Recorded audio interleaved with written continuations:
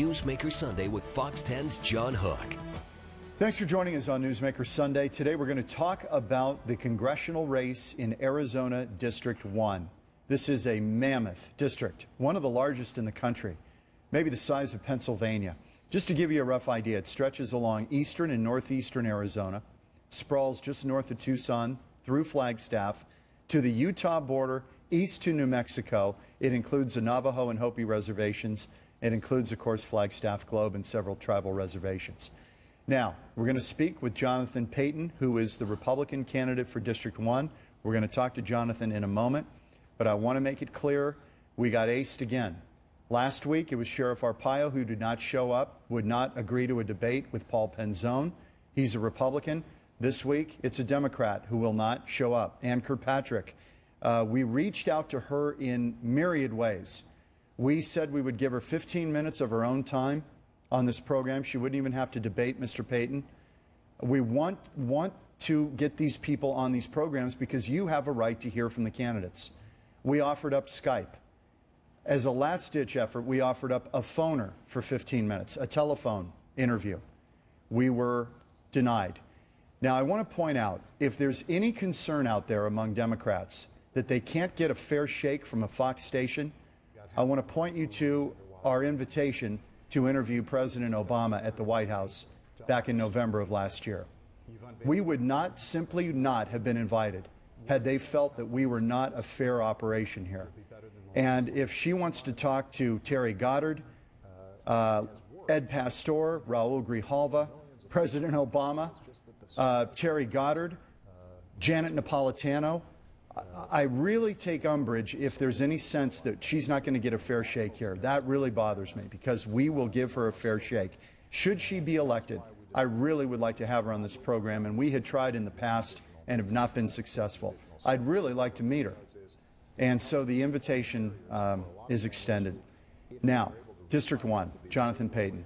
Hello. Good to see you. Thanks for being here. Good to see you. You have debated her. In all fairness, you've debated her twice. That's so correct. She showed up twice. That's correct, but she wouldn't go on television, on Horizon, or any of the other programs when she's criticized her opponents for not showing up on those same programs. But we're willing to debate her on television anytime, anywhere. It puts me in an awkward spot because I can't be an advocate for her. I can't tell her story the way she could tell her story. So this is why we're going to get into a posture here that if candidates won't come on the program, we're going to give the other candidate the time. Well, thank you. I appreciate the opportunity to be able to talk to you and talk to your viewers and be able to talk about the important issues of this district. Okay. Let's start with number one. Is it jobs in District 1? Well, it's absolutely jobs. I mean, we have huge unemployment all across this district, whether you're talking about Gila County, Graham County, all the way up to the Utah border. People are suffering.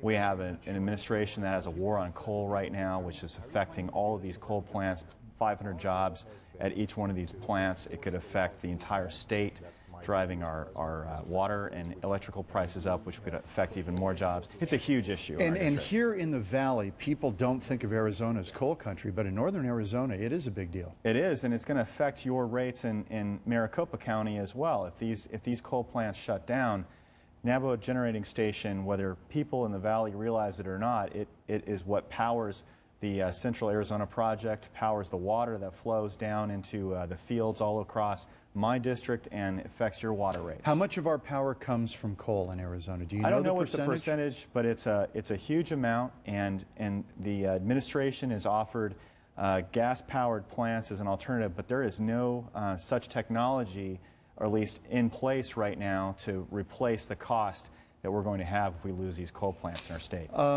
Let's talk for a little bit. This has been characterized, and by the way, the race in District 1, it's one of these districts that is hotly contested across the country. There's been a ton of national money, as you know, that's come into it because you see the ads every night, and certainly I do because I'm a captive audience. It has been painted that this is really almost an echo of the arguments you would have as a Republican against the Obama administration, Ms. Kirkpatrick would have against Romney Ryan and trying to roll back health care, roll back government's role. Do you see it that way? Absolutely. It is a referendum on this president in the last 4 years. This is what this district basically this race is about. How does that help Arizona, though, to take those positions for you and Ms. Kirkpatrick? I think that we're at a crossroads right now in the country, and I think that you know, often you don't really have a lot of differences between the candidates. I think this is a pretty clear difference. I think that you look at the healthcare stimulus, et cetera. It really is a decision for people in this district. Is that the path you want to go on, or do you want to go on a different road? And more central than that is our founder said that we should have a check and a balance in the power of the executive branch. That's exactly what this race is about. Should you have a check and a balance or a rubber stamp on the president's agenda? And I think most people believe that there should be a check and a balance on any president that's in power. Someone who's going to ask tough questions and make the executive accountable. People who don't know you, Jonathan Paton, and it's kind of a tricky spelling. It's P-A-T-O-N. O-N. So a lot of people say Patton. Correct. As long as they recognize it on the ballot. But Paton is the correct pronunciation. You're an ex-state senator, ex-state rep, political consultant, Iraqi war veteran, and a 2010 candidate that lost to Jesse Kelly for Gabrielle Gifford's seat. So you live in Marana, north of Tucson. Correct. But you were in District 2 at that time. That's so right. you tried to win the Gabby Gifford seat. That's correct. You were planning to run against her, but you lost in the primary. Correct. And this redistricting commission changed everything around in the way the districts looked in our state. And this is a district that needs representation. It's not a northern Arizona, it's not a southern Arizona district. It is almost a statewide district. And I had represented rural Arizona, 3 rural counties in the past.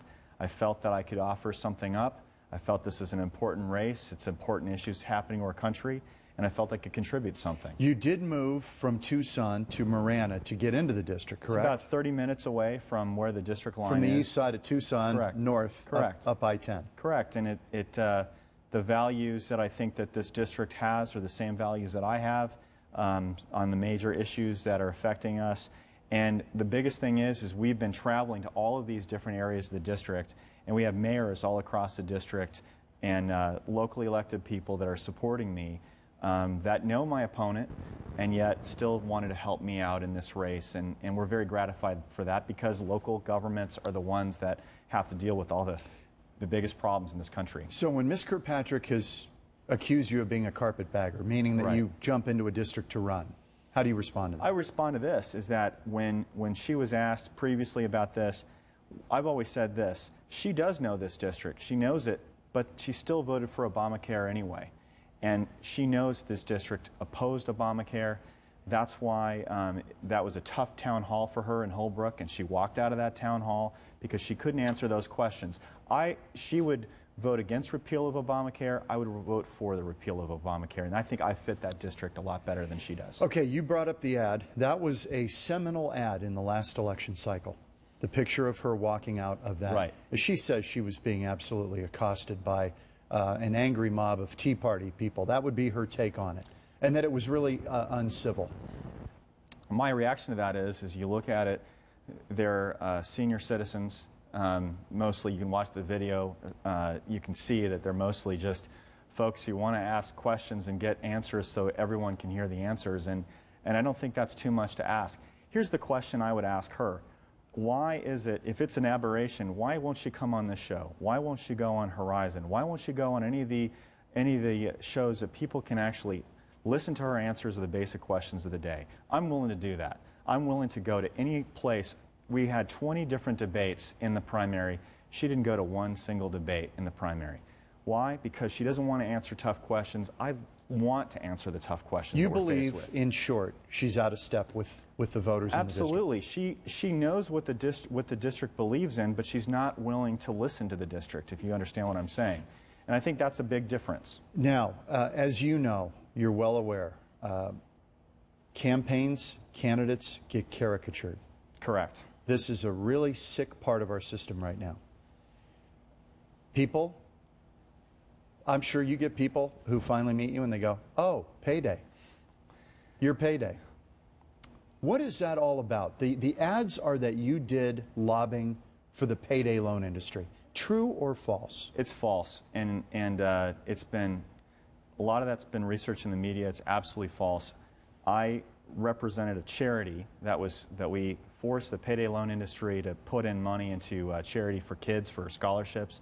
I administered the charity, And so you were actually requiring the payday loan industry to put money into a charity? That's exactly what we did. They put money into Scholarship for Kids. I administered the program, and I registered in order, because we were working with lawmakers who would judge the essays the kids would write to apply for the scholarship. And from all that, they have extrapolated something that's completely false. And the fact of the matter is, I'm not going to apologize for doing a charity for kids. I've worked with children's issues from the scholarship program all the way to my time working on child protective services reform. I came on the show during that time with those CPS cases that were happening in Tucson. So yeah, you do get caricatured. And here's the thing that's important to know. Can I back you up for 1 second? Just so it's clear, you're saying that you never did any lobbying. Correct. To help what some call a predatory loan industry. That's correct. Never tried to lobby at the state capitol. No. To gain favor. That's correct. For the payday loan industry. I did not. And they have completely mischaracterized this for one simple reason. They do not have the issues that they can win on otherwise. If she's taken a stance on a lot of different issues, if those issues are the ones the district would agree with, why aren't her ads about that? And the reason is that the president isn't doing well in polling in this district. She's not doing well. Obamacare isn't doing well in this district. So she wants to try to have an assault on character rather than on the issues themselves. I interrupted you. Do you remember your other point you were about to make? Well, it was just that. It was basically that if Roll Call did a National Journal did a study, every single district for the DCCC, the Democrat Campaign Congressional Committee, that they're running ads in, every single district where the president is up, they've been running ads on Social Security and Medicare. Every single district where they are down, where the president's down, they are running ads on character. So they're trying to do assaults on their opponent's character and their personality. Ann Kirkpatrick has said that the more people know about Obamacare, that the more they start to like it. That they recoiled at first because it was demonized, and that people, the more they get to know it and understand it, they're going to like it.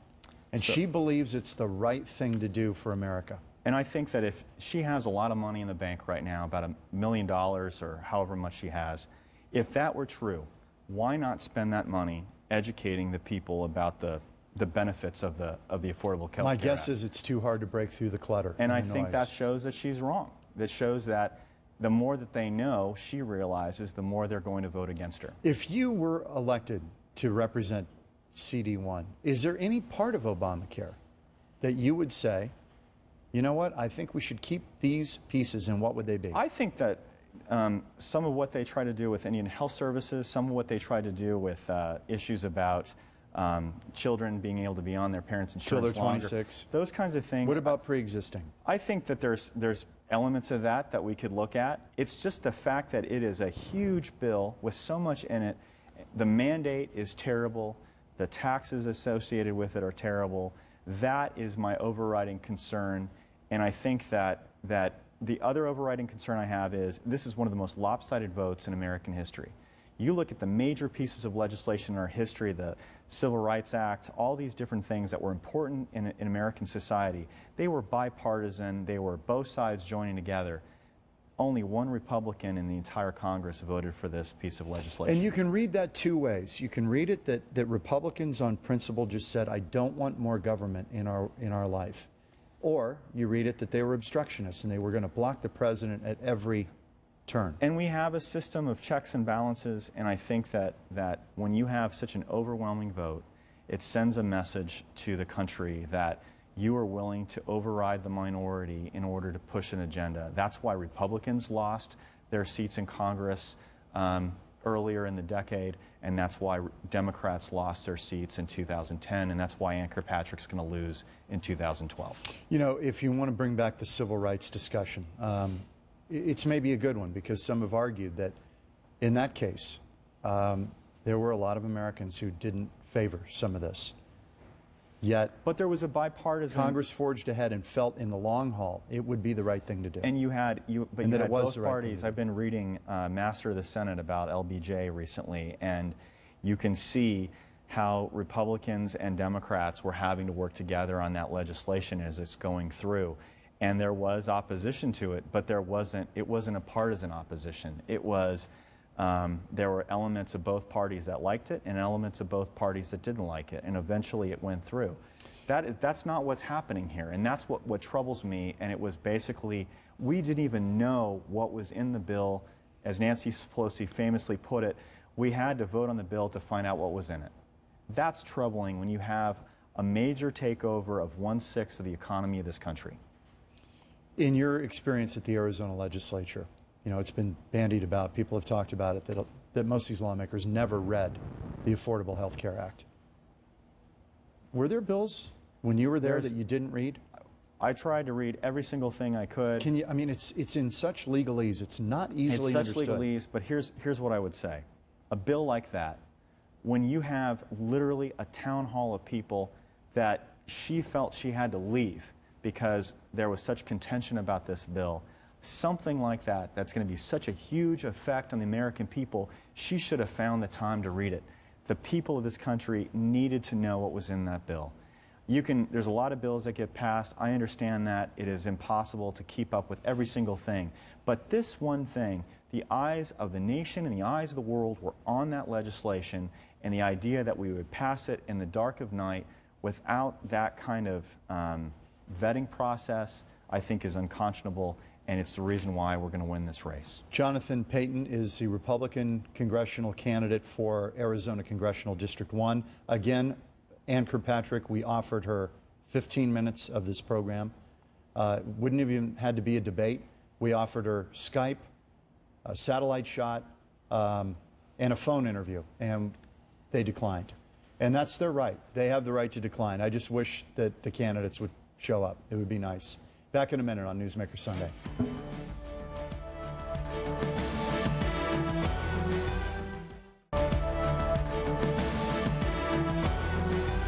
Back on Newsmaker Sunday, we're talking about very hotly contested Congressional District 1, which is Flagstaff. Boy, I mean, you talk about it's really the whole eastern and northeastern portions of the state of Arizona. It's a massive district, one of the largest, if not the largest, congressional district in the Union. Jonathan Paton is our guest on Newsmaker Sunday. He's a Republican candidate for CD1. Ann Kirkpatrick, who held this seat, by the way, 2 years ago.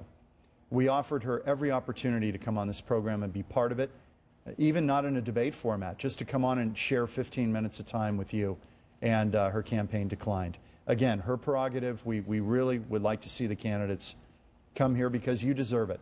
You deserve it.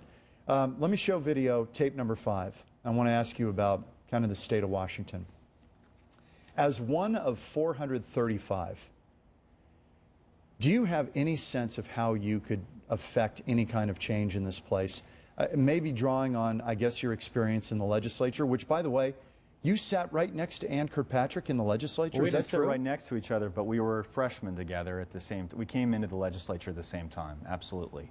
And here's what I learned by being in the legislature. I served one of 90 people, but we also, my party was in power at the time in the House and the Senate, but we had a Democratic governor, and yet we were able to get passed, I was able to get passed seminal legislation on CPS reform, one of the most comprehensive bills on human smuggling, in the first of its kind in the nation.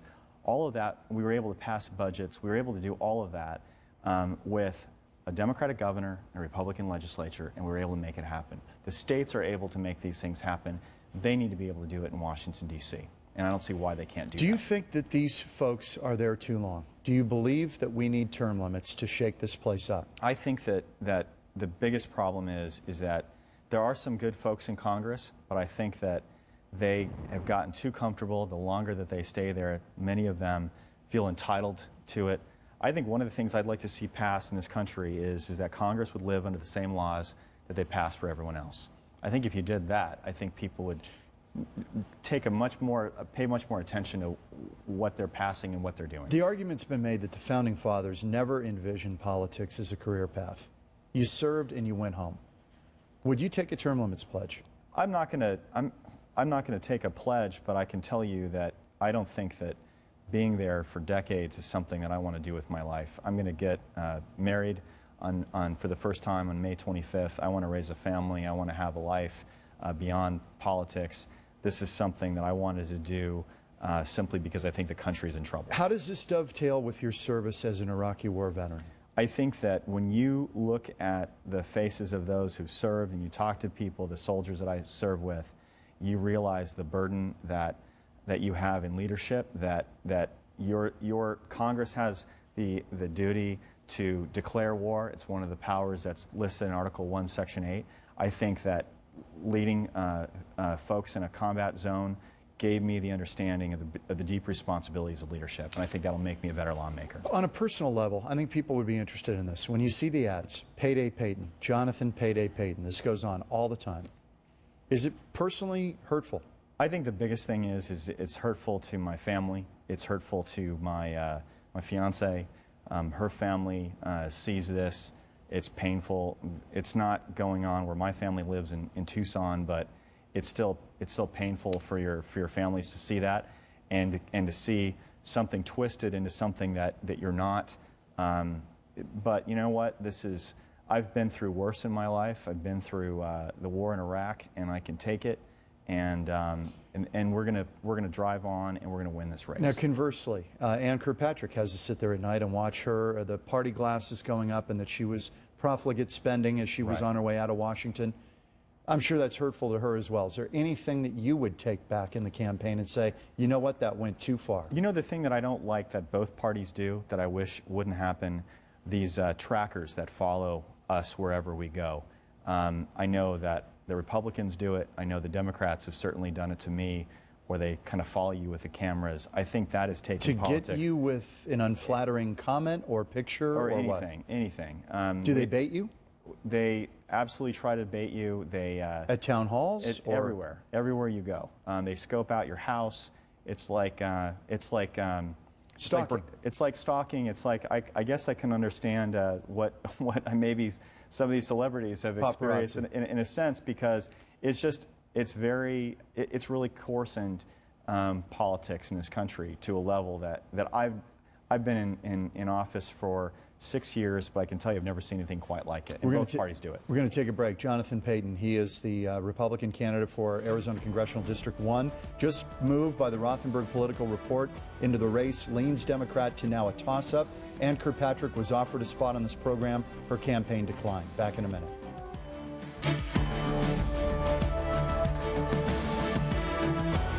Talking about Congressional District 1. This is one of the hotly contested congressional races that may shape the balance of power in the U.S. House. Jonathan Paton is a Republican. He's here with us today. We offered up a spot for Ann Kirkpatrick, the Democrat. The campaign, after many, many attempts in many different ways, declined to come on the program. There is a debate in our country right now about how much government should do. What's your theory about what the limits of government should do? And let's start with what it should do, the absolutes that it must do, and then the things that it should not be involved in. I think that the biggest thing is that government is there to preserve our freedoms. That's what I believe. It's to protect your right to broadcast this show, my right to speak, my right to worship, and everyone in this country to do that. It obviously has to protect people, but I think that government, at least at the federal level, has gone well beyond what was put into our Constitution in Article 1, Section 8, the duties of the federal government. Most of those duties belong to the states and the cities and the counties in this country, and I think that Washington has gone too much into a lot of arenas that has no business being in. What about for the people right now who are really hurting in this country? They're out of work, they're out of hope. What role does government have to help those folks? I think that government is there to call balls and strikes to make sure people don't lie, cheat, steal, etc. And right now, my role, what I want to do, is I want to find ways in which government's stopping people from getting jobs, just like the Resolution Copper Mine in my district, and try to make that happen so they can have the American dream and they can have prosperity. So the economic ladder is the key. Absolutely, and I think that we find that the private sector is the best way to make that happen. 10 seconds. A final thought if you want to pass it along to voters in your district. This is a contest about our Constitution, about checks and balances versus rubber stamp, and that's what it's all about. Jonathan Paton, thank you for being here. And Ann Kirkpatrick, we would love to have you on the program anytime, anywhere. Thanks for joining us.